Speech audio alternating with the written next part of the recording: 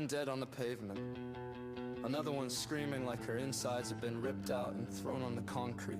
Men with badges standing around like there's nothing to see here. People online start talking immediately. Rules. Procedure. What she should have done. Everyone's suddenly an expert in staying calm while staring down the barrel of a gun. Sure, she shouldn't have tried to drive away. In a perfect world, you sit still, keep your hands visible, say yes sir, no sir, call a lawyer and wait your turn to be processed like meat. There has been no shortage of people explaining what the woman should have done, how she should have remained still, how she should have trusted the men confronting her. Those arguments are tidy, life rarely is, but nobody panics in a perfect world. People panic in this one, only someone who's never felt real fear would expect perfect obedience at gunpoint. I saw the video, didn't want to, did anyway, that's how it goes now. This wasn't about law, it wasn't about safety. It was about power asserting itself and daring the rest of us to accept it as normal.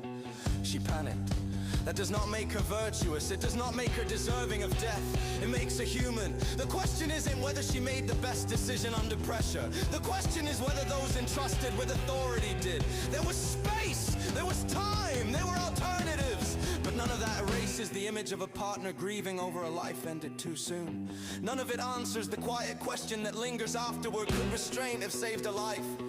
The officer did not act out of confusion. He acted out of certainty. He was not scanning the scene. He was not de-escalating. He was locking in. He was looking her dead in the eyes right before putting a hole between them.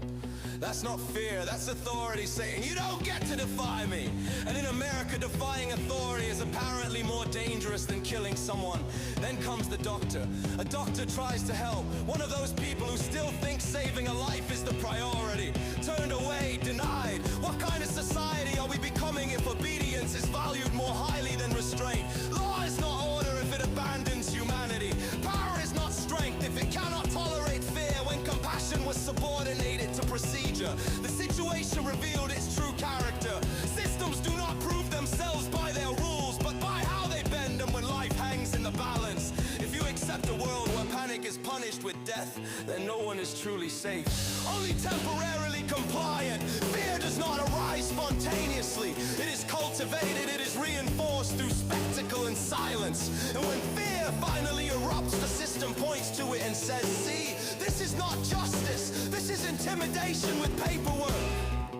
Now officials speak, borders are drawn. Attention shifts, but grief does not shift. The scream will not be archived, it will not fade with the news cycle, it will echo where trust once lived. You are told to comply, remain still, trust the system. But fear does not obey scripts. Fear arrives when people believe they may be taken and never return. Fear is not a crime, and yet fear was answered with a bullet. You may hear there was chaos, you may hear there was no choice, but anyone watching can see there was space.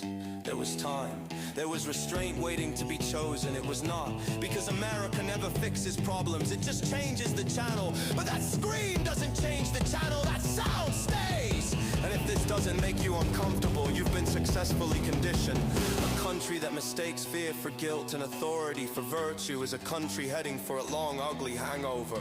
And when it wakes up, there will be a lot of blood on the floor, and a lot of people will be asking how it happened like they weren't